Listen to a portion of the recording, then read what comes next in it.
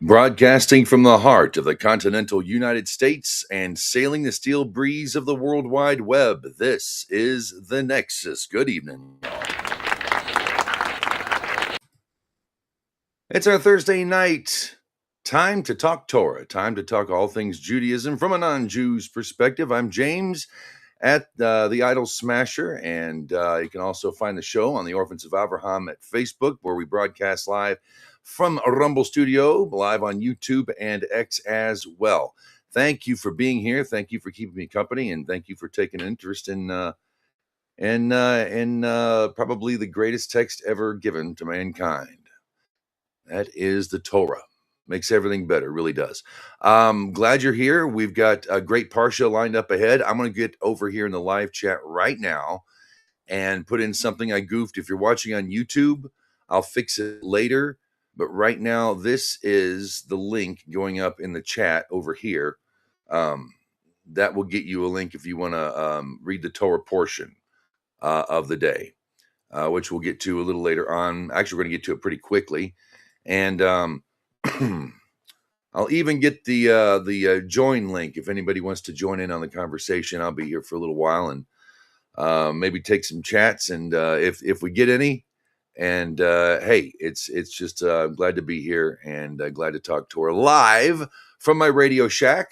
Not a real shack, just a corner of the house. My wife allows me to play with radios and not bother anybody else. I don't know how anybody could be bothered by radio, but that's just me. Moving right along, that was a quick one on YouTube. All right. What we're going to do right now, let me show you something. This is out of this week's Parsha. And we're going to screen share here in a minute. If I can just find it real quick. We're back on Chabad.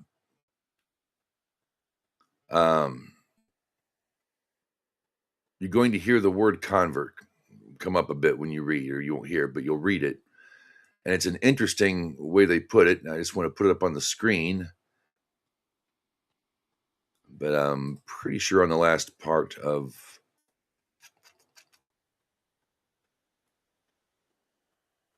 There we go. All right, let's get some screen sharing going.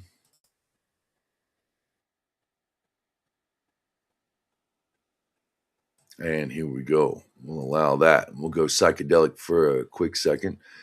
And we'll move over here. Now you'll see here on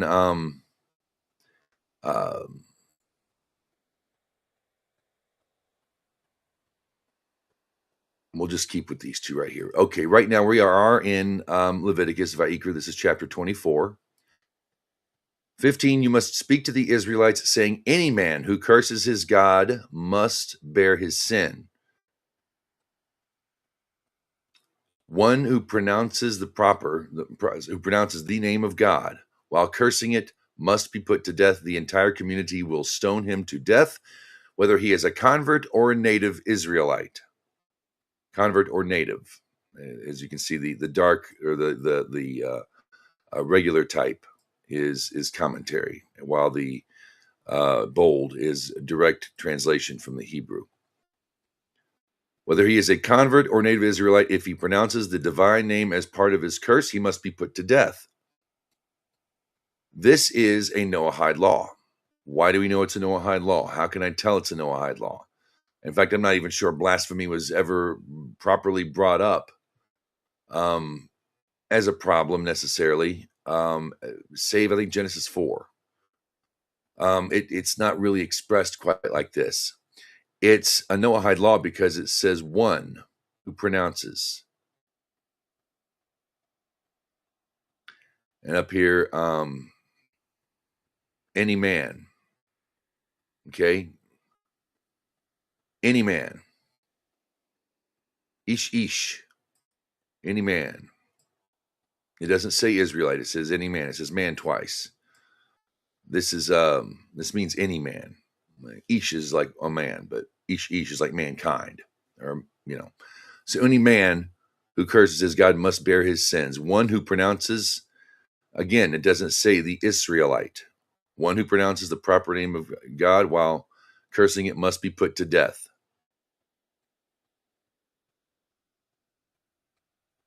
So this is Noahide law, Noahide principles. Noahide is not really a noun. It's used as a noun for Noahides and the like, but we're not, technically, I'm not a Noahide. I'm one of them converts, which you see right here, whether he is a convert or a native Israelite. When they go to the Ten Commandments, they say the same thing, the convert. They might even say stranger, but it's the same word, ger. And this is brought up elsewhere, whether a convert or an Israelite doesn't always say native born, but it always calls the convert a ger. And I brought this up in group not too long ago in regards to you're not a convert, so you can't do that, or that kind of, the stringent end of the Noahide principles. Their argument is a good one. You're not a convert, therefore you shouldn't, break even for an hour for Shabbat. That's not yours. That's stringency. And a convert is a Jew. Is a Jew is a Jew is a Jew. Who are right. If you're a convert, if you're a Jew, you're a Jew. If you join the Jewish people, you are a Jew. If you join the native Israelite, you are a Jew. You are not a convert. And if he's speaking, tell the children of Israel this, and he says, you or the ger, or anyone among you, that's another one that includes the ger. It obviously, the Chabad, and I kind of get where they're coming from. I really believe that if you come from any religion, particularly one of idolatry, especially full-blown idolatry, to the God of Israel and nothing else, then you have converted. That is a conversion. Take it from me. It's a slow one. It's a daunting one. And, the way of the Noahide is not for the faint of heart. It is not weak. It sounds Noahide. You take on the Torah as a non-Jew is what it means. That means all of it. You don't produce all of it. You don't do all of it, of course. You'll see today most of the Parshas speaking to Aaron, or about Aaron. It's to Moses, but about Aaron and his descendants and certain levels within the priesthood and how they handle marriage. It's very strict. You read the Parsha, even as a non-Jew, you're going to know that certain things are separate, that certain things aren't the same for everybody.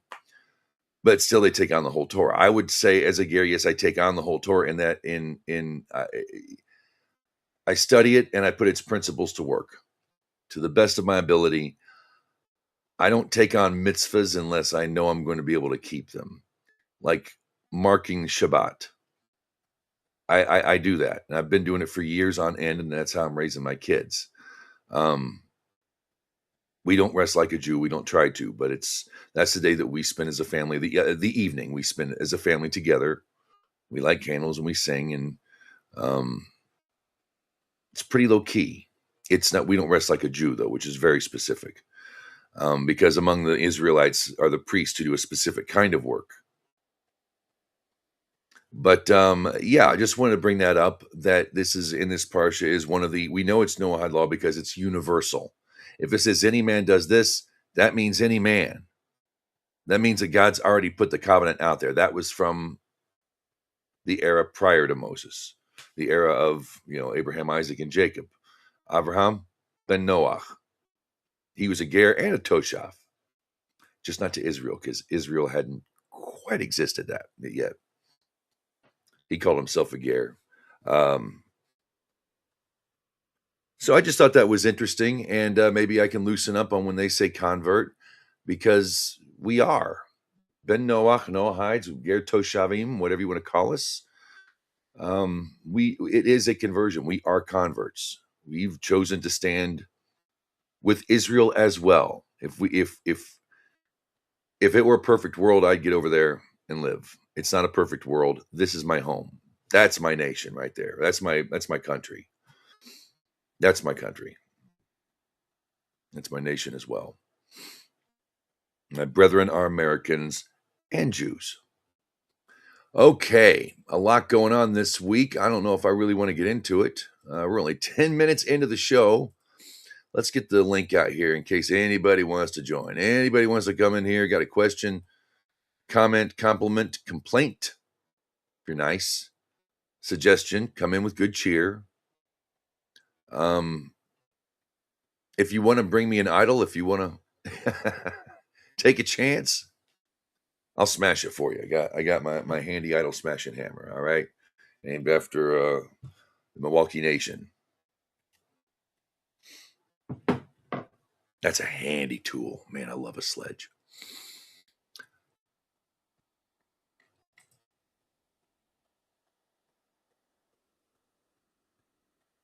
This will be a good one here. We'll just go with the first chapter. You also get an idea reading this week's Parsha. There they are.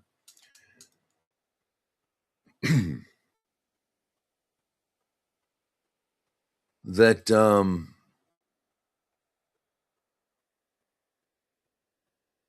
there has to be a specific, set of rules, a distinct set of rules for those in the priesthood. This is a hereditary priesthood. You're going to hear many times in this Parsha throughout the Torah, I make this an eternal covenant with you. In other words, or an eternal statute, with you. And God means it. Okay, if this was commentary and someone said that, yeah, I mean, commentary is commentary. We study it, we appreciate it, we venerate it. It's worthy of being written down and taught to people, no matter whose commentary it is. Some are more popular than others. Everybody loves a good Rashi, because Rashi was plain spoken, can make it easy for everybody to understand. So when you have a priesthood within the nation of priests and kings, they even have to be they have to be separate. They have to do something different. There has to be something even more stringent to them. God told Noah and all his children from here on, and the three sons, all your children can have any animal or fish or fowl, so long as the animal's blood's removed. You cannot eat it, even if there's no blood in the meat, but there's blood in the animal that the meat came from. You can't eat it. So while that animal's alive, and even if you did, it'd be nevela, and you shouldn't. That's just giving you an example. I just thought of doing it. Yeah, but if you rip the leg off an animal, that animal has to be dead before you can consume the meat.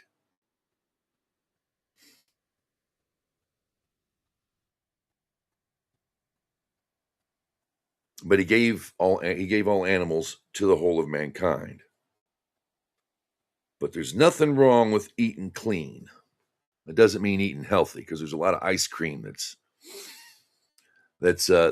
kosher. There's a lot of beer that's kosher. You can pack on the pounds, trust me. That's why tonight it's pink lemonade, L'chaim.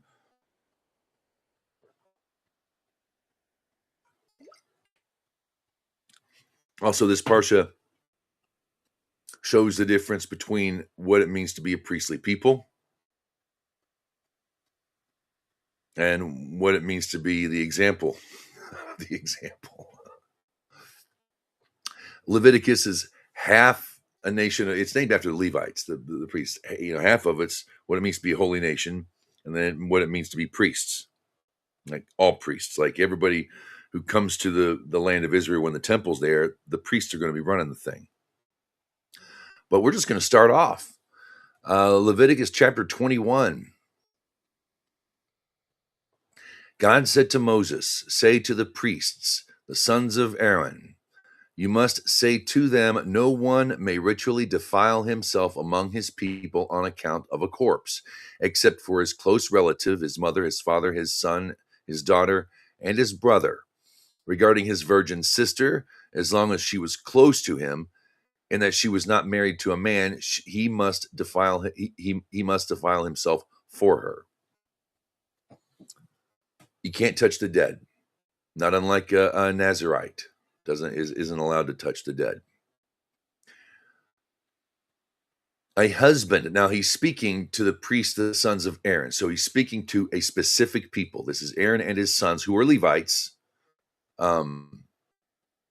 They're from Levi, but they're specific. That's when the burden of the firstborn serving God was transferred over to the Levites after their zealot behavior when it came time for people to pay for worshiping the golden calf. A husband must not ritually defile himself for a wife who died among his people if she caused his temporary demotion from active priesthood.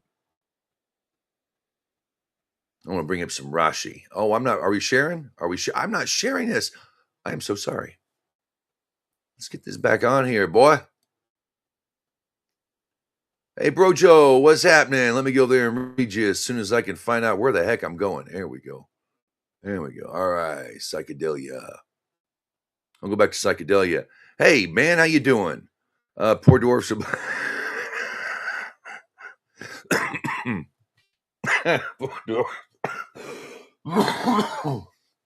That's right. You get there's a certain there's a being fruitful and multiplying. One's not necessarily the same as the other. But yeah, that's you got to be a whole person for many reasons. I'm glad to see you, Bro Joe. All right, I want to move over here to Chabad and just kind of give we'll just here we go. I'm going to be off the Rumble screen right now. I'll try to keep an eye out for notifications. They must not make a bald spot. Oh, that's right. I was going up to get the Rashi. See over here, you've got you can show content in Hebrew and English. I do both, and show Rashi's commentary. Rashi is probably the most popular, easiest to understand for child and grandfather and grandchild alike. And then it gives you his commentary, and they fill in the blanks to help you understand. Or this is commentary basically. Any translation is commentary. So you'll see the bold is what he said. This is kind of fill in the blanks for those of you who do not speak biblical Hebrew. Or I think did he write it in Aramaic? I don't know. I got to look that up. Something to learn. Where are we at here? They must not make a bald spot on their heads, nor may they shave any edge of their beard, nor may they make cuts in their flesh. A temporary demotion. That's what I wanted to read. A husband must not ritually defile himself for his forbidden wife through whom he is temporarily demoted as long as she is with him. It has to be a very almost arranged thing within the sons of Aaron and the daughters of Aaron. And he's talking to the sons, but because it's from a certain line.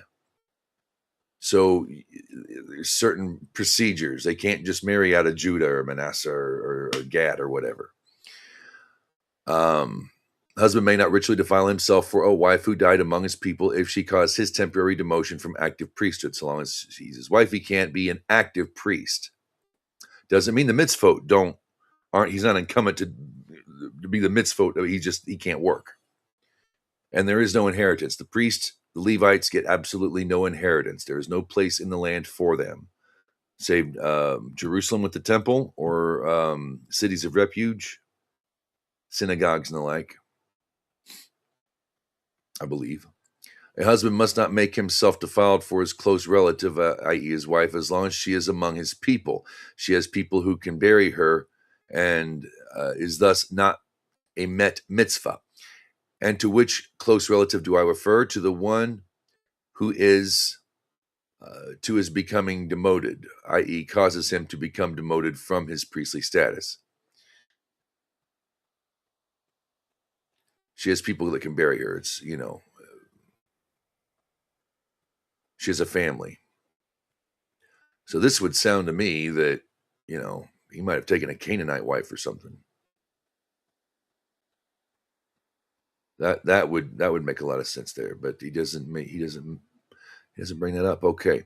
Must not make a bald spot on their heads, nor may they shave any edge of their beard, nor may they make cuts in their flesh. Making a bald spot for a dead person. Apparently that was common back then. And when you look at Friar Tuck, he's got the little bald ring, There were friars who did that. I'm not quite sure why they did it. And then cover it up with a yarmulke. I don't know. But Rashi says, not making a bald spot for a dead person, but this is not every Israelite also warned against this. Rather, the meaning is that since it is regarding an Israelite between your eyes, I might think that one is not liable for making a bald spot anywhere else on the head. Scripture therefore states here on their heads. And we learn this detail regarding an Israelite by verbal analogy to the prohibition regarding the priests. It says here and it says there regarding an Israelite, just as here it refers to the entire head. So it does not refer to the entire head wherever he makes a bald spot on his head. And just as there, it implies only when it is done in mourning for a dead person, so does it here apply only when one is done in mourning for a dead person. Okay, you know why Jews argue? They're a hair-splitting tribe. Let me tell you. They split hairs. They are a hair-splitting folk. Also, one of the things, and this is for the men, the sons, but when a woman is taken captive, she's not made a slave. She wasn't killed, because the general law is that you don't kill the innocent. Even in war, you let the innocent flee. You give them time and a space to flee before you siege a city.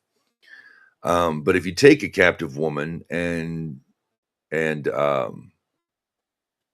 you guys marry, she has to shave her head, or she joins. If she's going to join the Israelite people, period, she has to like clip her nails, shave her head, has to go through a whole thing, a month of cleansing and mourning, because her entire world just got, slaughtered. Okay, Israelites came in and kicked their people's ass and broke them and took their stuff. So she has time to mourn before she can begin anew. That cannot be done. That cannot be done with a Levite. Nor may they shave any edge of their beard. It says regarding a lay Israelite, you must not destroy the edge of your beard. I might think that it's forbidden that he remove the hairs from his beard with tweezers or a smoothing instrument. Basically, you can use a trimmer. You can use a Remington. Incredibly close. The second, even closer. You can clip. You can't shave, because it's like seeing, it's a liability for action for shaving that achieves destruction of the hair near the roots. There it is. Okay, and this is only with a razor. So you're not taking skin off of your face. You're not making a cut and the root, because it's so close to the root. The beard's a good thing. God says that's a good thing for a Levite. So, but you can cut. It's not the same thing. I know, Gillette, the best a man can get. All right, but here the Levite cannot. Actually, no Jew can, but we're talking Levite. We're talking Cohen here. This is Cohen talk. Okay. Where they make cuts in their flesh, tattoos. You can't be a cutter. Cutters can't be priests. No, can't do it. Sick sense of humor. I know. I'm a child, and I get it. All right, man. Thanks for tuning in. Appreciate you. Good seeing you, sir. Hope to see you again soon. It looks like I might be on nights, so if you're still doing the morning day hangouts, I might have to join you one day. Man, I have a good time at Brojo's hangouts, and we go way back, but his hangouts are the best. I got to admit, I can never top them as much as I want to. But moving right along. Thank you, Brojo. They must be holy to their God and must not desecrate their God's name, for they offer up the fire offerings of God, the food of their God. So they must be holy. Even against their will, the court must make sure that they remain holy with regard to this, i.e., if a priest attempts to ritually defile himself against these rules, the court must prevent him. And that's where we're going to get to the question of the day today. I don't know if I've even brought it up. Poor dwarves. Yeah. Let's just finish this chapter first before we move on.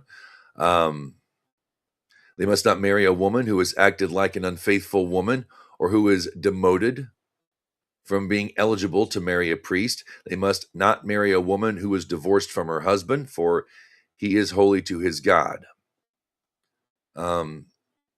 Demoted is one who was born from a union forbidden to priests, such as the daughter of a widow by a high priest, or the daughter of a divorcee, or a chalutza, one who underwent the shoe removal ceremony, by a regular priest, and similarly one who became demoted from the priesthood by having forbidden marital relations with a priest. So you have to. It's one in that you can't remarry in this house. Now she can marry elsewhere. He can't marry her. I believe she can marry elsewhere. He can't marry her. It has to be a strict guideline. It has to be a strict set of rules, behaviors that these people have to do to set an example for those they serve. You understand? Um, you, through the court, must sanctify him, for he offers up the food of your God. He must be treated as holy by you, because I, God, who sanctifies you, am holy. He's going to be taking care of your offerings. And it's not just a physical work, and that's why you have to be a fit person to be a priest. You're bringing up, I mean, not everybody, and you don't get a bull every time, but even a large goat can be a hassle. But yeah, carrying an ox up the altar and holding him and keeping him still until you can get his hand on the back of his neck and he knows what's going to happen, and you make the blessings and the animals peaceful. Until then, you got to wrangle that mother in priestly gear, hot priestly gear. That's some hot stuff. The only thing that shows on a priest is face.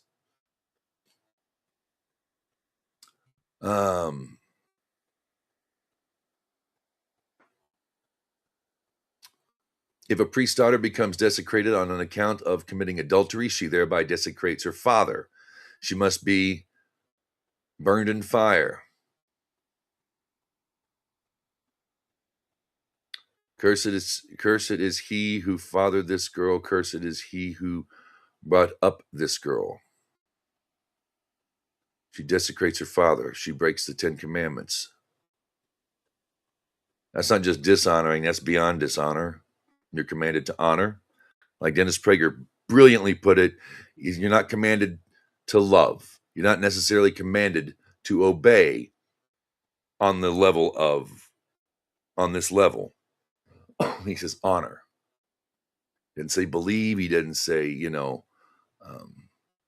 submit to completely. He says honor. This is dishonoring your father. And any of the 10 Commandments can get you put to death. Like the 7 Noahide principles. When you're the most stringent, like, it's murder and personal injury. You don't necessarily get put to death. Although it does say strike a man, but it means strike a man to death. You're put to death. Strike a man, you're struck twice, I think. I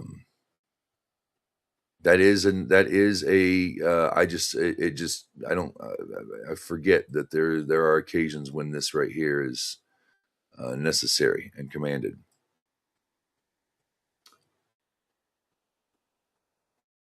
Is profaned and denigrated his honor, for people say without him. They said. The priest who has been elevated above his brothers, the anointment oil having been poured upon his head, who has been installed by being chosen to wear the garments of a high priest, must not leave his hair uncut or rend his garments. He must not come to any into any roof structure in which any dead bodies are present. He must not ritually defile himself for his father or his mother. He must not leave the sanctuary. He does not desecrate the holy things of God by offering while in mourning. For the crown of his God's anointing oil is upon him. I am God. Rashi says here, i.e., he may not even follow the coffin. Furthermore, our rabbis learned from here that a high priest may offer up sacrifices when he is an onan, when he's mourning. And thus, this is the verse's meaning. Even if his father or mother died, he need not leave the sanctuary, but may carry out the service.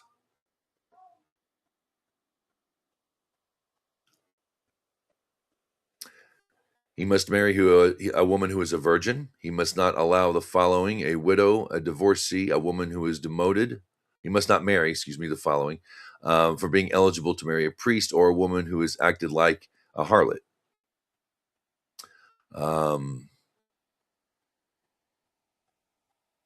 want to see, is that the same one? No, Sota is something different.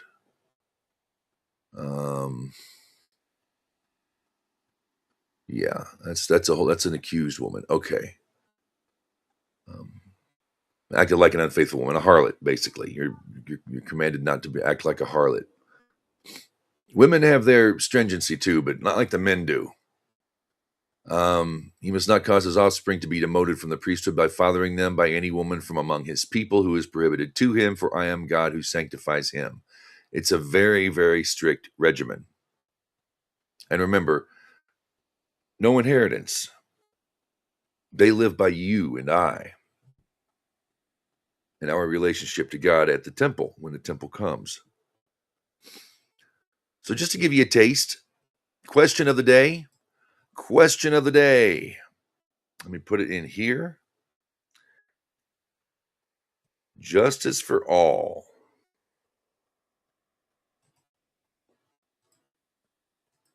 A right or responsibility?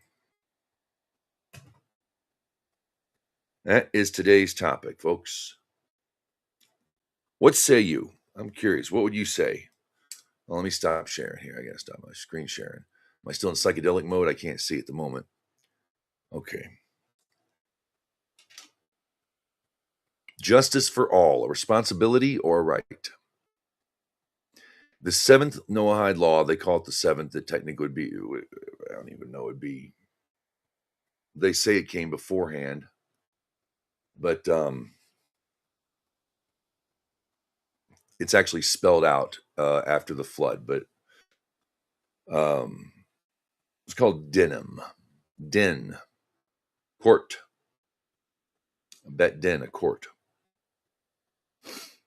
It's universal. So that means it's incumbent upon every man. Well, what if one man recognizes his law and lives in a place that takes many different values of that law?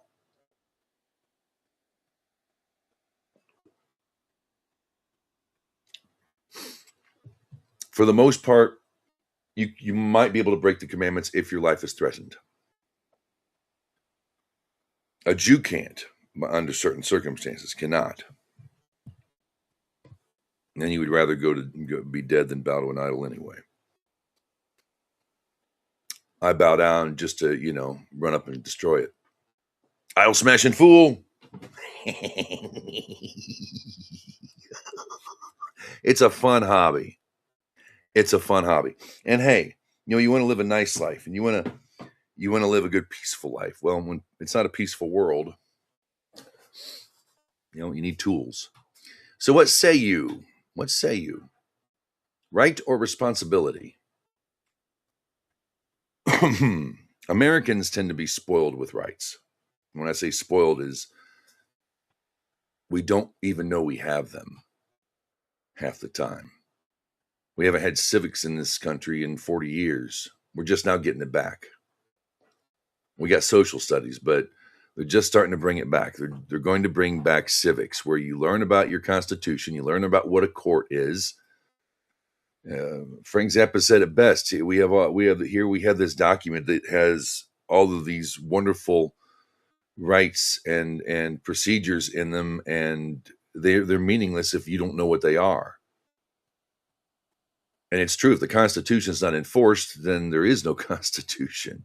It's like the Magna Carta, kind of a pretty thing of the past. Nice. We save it. We keep it around, of course. But if we're not keeping it, a lot of Americans are hell bent on keeping it. A lot of Americans have actually taken an oath to keep it. So I think we're kind of spoiled when it comes to rights here. I have a right. I have a right. I have rights. I have a right to be heard. You must make yourself or make your voices heard. You don't have the right to be heard. You have the right to speak, but you can't force anybody to listen. And doing so usually creates problems, whether it's blocking traffic or getting your president shot.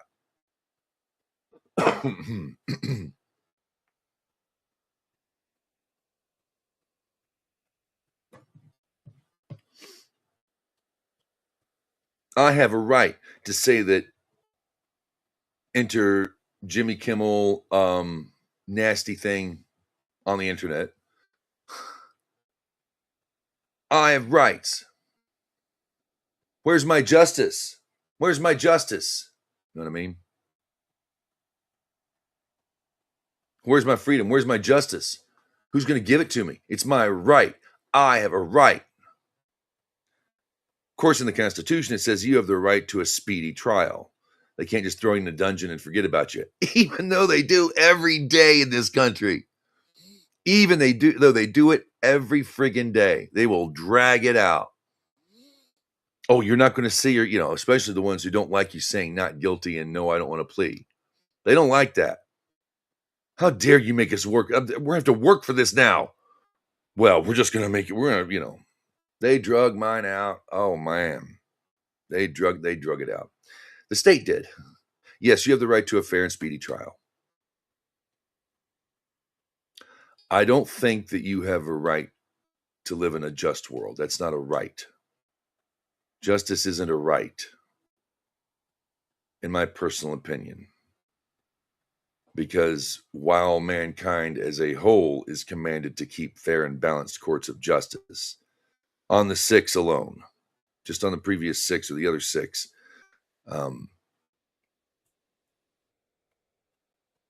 what if he lives in a world or in a country or in a nation or in a time when people aren't so civilized about certain things? So he has to be a just person himself if he is unable to, because teaching Judaism would get you killed. That's why no one knew anything about it till recently. Nobody really knew. It was Christianity without the Jesus, is what people thought it was. Because no one knew, no one could teach. They couldn't say anything. They caught you teaching a non-Jew, a Christian or a pagan or anybody. If you're a Jew and you were put to death, particularly with Christians. You weren't allowed. Jews were not allowed. It wasn't until they came here and we got the internet. By the way, did you know the United States is the only country in history that ever gave Jews equal rights as the native or as a you know what I mean? You come here and you're a Jew and you come here in America. We're the first country to treat them equally under the law. Neat, huh? Yeah, well, now you know who controls us. I got news for you. The Jews don't control you. Their God does. Don't think he doesn't. Don't think he's not present. God of Judaism is the living God. Justice is a responsibility. And this is where me and the libertarians part ways completely 100%.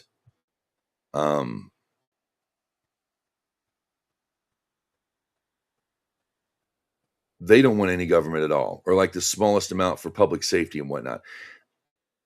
They're not really big on courts because they're not big on necessarily what law and how law enforcement does. But as far as the anti-government, all government's bad, all taxes are wrong, all taxation is theft. Well,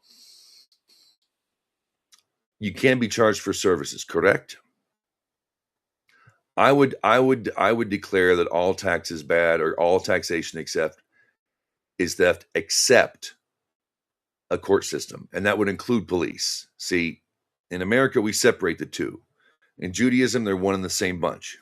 A Torah cop is a Levite, and that's part of the justice system.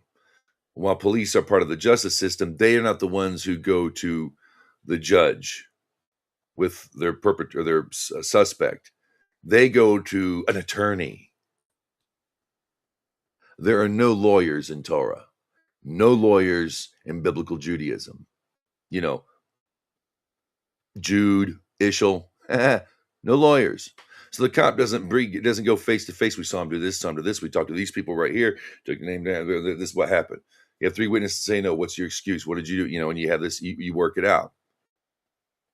But in America, the cop stops at the court and becomes a witness like any other person and not an officer of the court. Not so in Judaism. So at best, our taxes must go to pay for, at bare minimum, courts of justice, a court system, and a way to enforce it. That has to be. You cannot live without that. And the fact that they have made it The people in our government, it's not everywhere. I know they're not all bad. I know not all lawyers are subhuman. Okay. But let's just face it. Judges and lawyers are not, from my experience, not the best of human beings. I have to have faith, and that's part of denim, in my opinion. Walking, one foot in the nations, no matter where I go. I have to have faith in the justice system anyway. I have to have faith that judge is going to prove me wrong again, which has been done before in court. I've met some actually wonderful people in the system. Functionally, lawyers are defunct, and we should get rid of them. We shouldn't kill them all. Not like what's his name in Shakespeare's play? What was that? Kill all the solicitors. No, we don't need to kill them all. Put them to work somehow. I don't know, but we don't need them. It's unnecessary. Okay, I'm getting on a rant here. My point is, it's a responsibility. It's a freaking commandment. It's not even a responsibility. Okay, responsibility. Yeah, fine. It worked great for the title. It's a commandment from your maker to set up a fair and balanced court worldwide. Were they regulating idolatry, blasphemy, murder, and personal injury, theft, illicit sexual behavior? No. You don't get to stup a sheep. I'm sorry. You can't have it with your sister. I'm so sorry. I'm sorry if that's if that bugs you. Sorry, men on men. You can love, but ripping the lid off a living animal. We're pretty good about animal rights here. We've when they tried to centralize everything in the 90s under Clinton and all that, they really bastardized the food system because they wanted to centralize all food on a third of a continent so it can be regulated and distributed fairly throughout. That was their plan. It didn't work. CAFOs are horrible, and the mistreatment of animals. Yeah, the limb of a living animal, as I was discussing earlier. That also goes into how we treat vegetation as well. There's a proper way to be a farmer, and God made Adam a farmer. So you regulate those 6, and you regulate a society to keep them, your society will grow. It's not a right. You don't have the right. You have the right to a fair trial. I'll give you that. A fair trial, but trial by what? Combat? No, trial by what? Marble race, dot race at the ball game. You have to be a civilized human being. It's not vengeance too. That was the other thing. Is what if people want to what about the vengeance? And then, well, vengeance is mine, saith the Lord. We have cities of refuge in the Torah. In case someone accidentally kills a relative, they can't just hunt them down and kill him, because they will. And there's nowhere it says you can't have a lynch mob. I'm pretty sure there's no commandment specifically outlawing that sort of thing. However, there are commandments to protect those who are not guilty of murder, but who did kill. Accidental killings, that's unintentional killings, that sort of thing. And not like if you haul off and punch the guy and you punched him real good and he's out. Well, I didn't mean to kill him. I just want to break his face, Yeah, no. Bye-bye. That's different. But if I think the axe handle, when you're swinging an axe and the axe comes off the handle and chops the guy behind you, you're not guilty of murder, but they will still come after you, so you must be protected. You're taken to a city of refuge.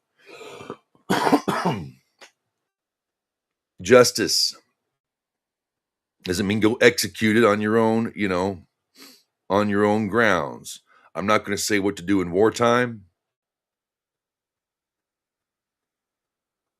because I don't know. And I think war is something completely different, a completely different life. And there are special rules for war time or being in war and keeping mitzvot. It's a commandment.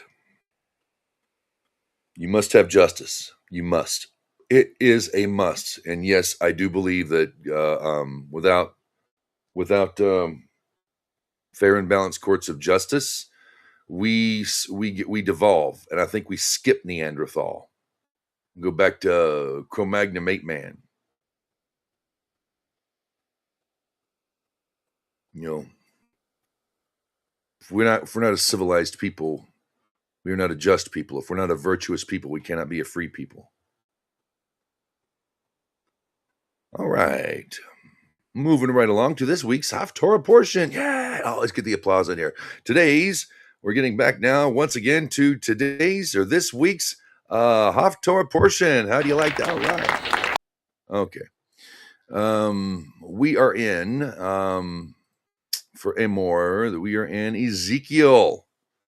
I like me some Zeke, but he reads funny. You got to be reading him for a good half hour before you get the rhythm going. Isaiah flows for me, you know. Zechariah flows, but I get in that Ezekiel, and man, he's got a whole rhythm to his own. He's got a whole way of writing, doing. Yeah, all right, whatever here.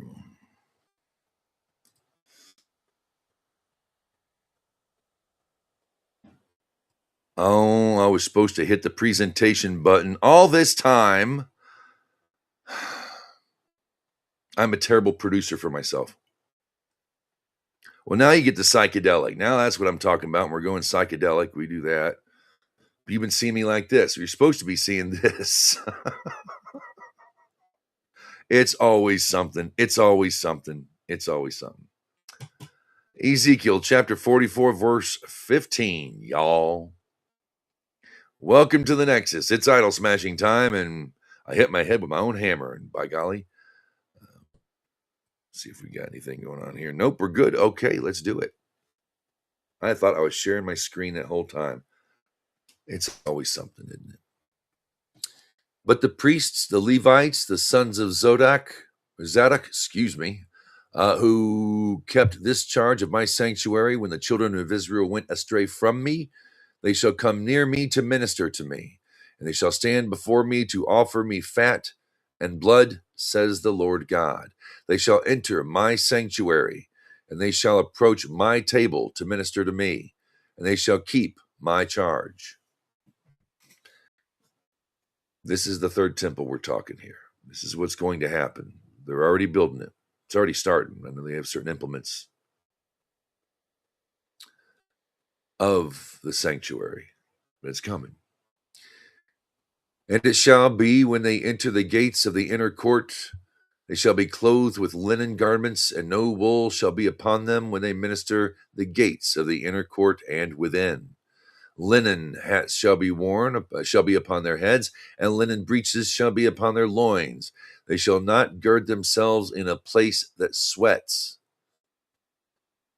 But when they go out, into the outer court, of the people, they shall put off their garments wherein they minister, and place them in chambers belonging to the sanctuary, and clothe themselves with other garments. And they shall not sanctify the people with their garments. And the hair of their heads they are not to shave, but also not let it grow wild. They must be careful to trim the hair of their heads. And wine may no priest drink when they come into the inner court. Neither a widow nor a divorced woman may they take for wives, but they shall take virgins from the descendants of the house of Israel.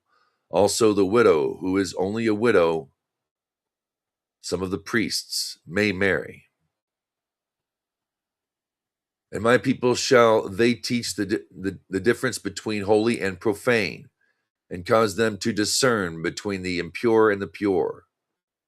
And in dispute they shall stand in judgment according to my ordinances shall they decide it, and my teaching and my teachings and my statutes shall keep them in all my appointed times, and my Sabbaths they shall sanctify. We also talked about that in the Parsha. We didn't get to it.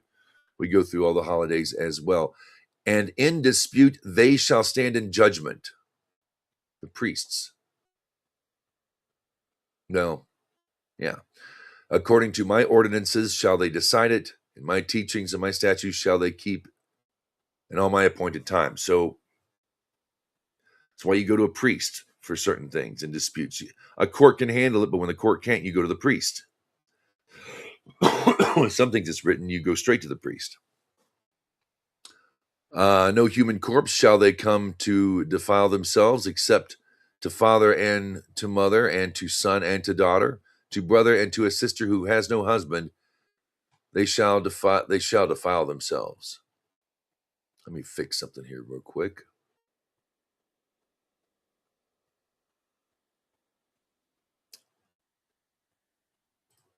We're going to move this.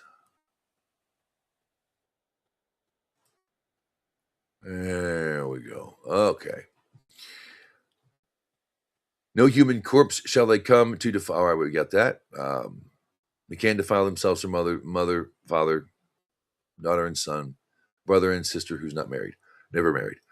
And after his purification, they shall count 7 days for him.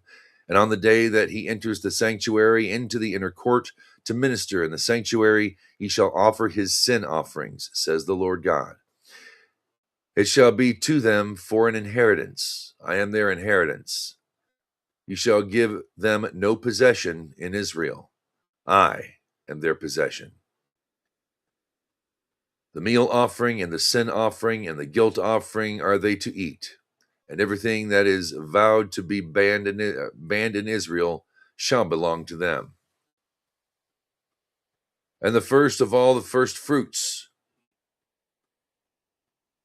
and every heave offering, everything from every sort of your heave offerings shall belong to the priests. Also the first out of your kneading troughs shall you give to the priest to bring enduring blessing into your home. Anything that has died of itself or is fatally wounded, whether it be bird or beast, the priests may not eat. Okay, you see all that right there. Sin offering, guilt offering, are they to eat?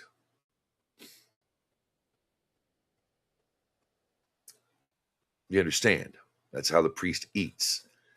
Just get to slaughter an animal and ta-da! It's all forgiven. Nope, not in Judaism. Not in Israel. Or as Candace would go, Israel. Say it with me, Candace. Here we go. Say it. Israel. Right. Israel. Israel. Stupid twat waffle. Okay, enough twat waffle talk. We don't need to get into that. I'm James at the Idol Smasher. Buy me a coffee /the Idol Smasher. Buymeacoffee.com /the Idol Smasher. If you'd like us to move up in the world and fix up the shack where it becomes a little more accessible, maybe even one of them fancy, proper cameras where I look really sweet and cool, like all the cool kids on Rumble. And the Orphan Survivor Ham group on Facebook, where you get to see us every Thursday, 8 p.m. right here at Rumble Studios, YouTube, X, alike. We'll be here next week, and I just want to wish everybody the very best in this world that we're in. It's you're going to find a lot of offensive stuff made by some offensive like people, but it's only there to break your spirit. They don't believe it. Don't feed the monkey bots. Okay. We used to have trolls, but technology's given us monkey bots, and they'll just farm hatred. They're trying to break you. They're trying to demoralize you. They don't mean it. They don't even know the effect they're having. They just want to disrupt. Don't take them too seriously, because they're not the problem. Thank you. Shabbat shalom to all who practice victory in Israel, peace on earth in our time. Be well, you guys. We'll see you around.